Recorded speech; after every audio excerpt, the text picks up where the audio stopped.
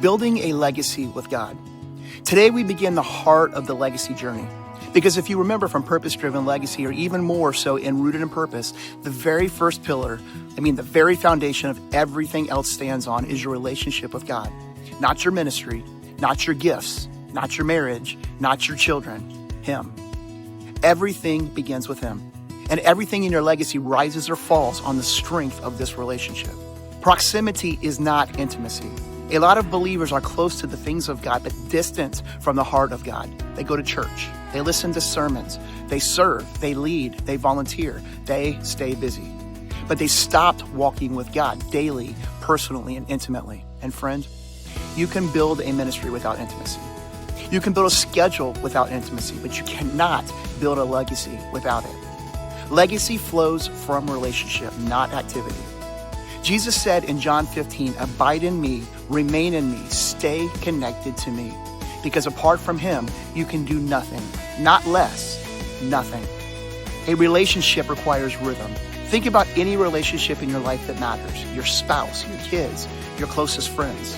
Those relationships didn't grow because you talked to them once, or when you needed something, or when life got chaotic.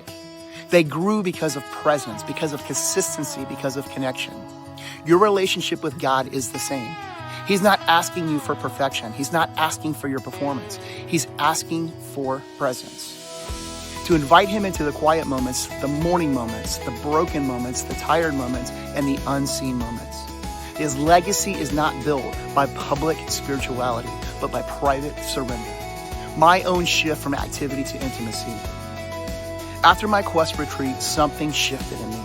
Not the mountaintop moment kind of way, but in a realization that I had spent years doing things for God and that I hadn't slowed down to do with God. So I came home with a simple commitment. I was going to meet with Him daily, not for content, not for ministry, not for production, but for relationship. I didn't have a plan. I didn't have a structure. I didn't have a strategy. I just showed up. 5 a.m., Bible open, heart open, no agenda, just God. And as I kept showing up, He kept showing up. The Word became alive. My identity stabilized, and my calling became clearer.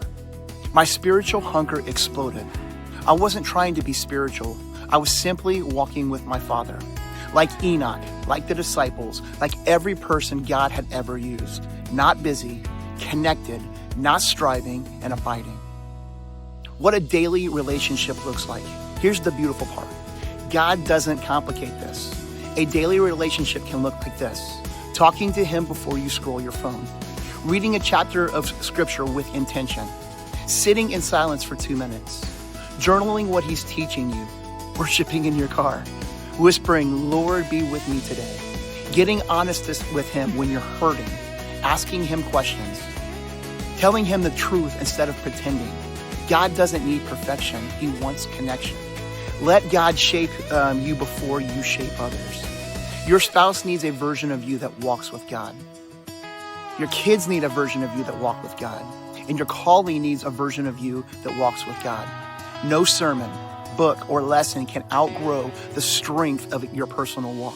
And listen, you are not responsible for the fruit. You are responsible for the connection. Fruit is the result. Connection is the command. This week's Legacy Challenge is personal and simple.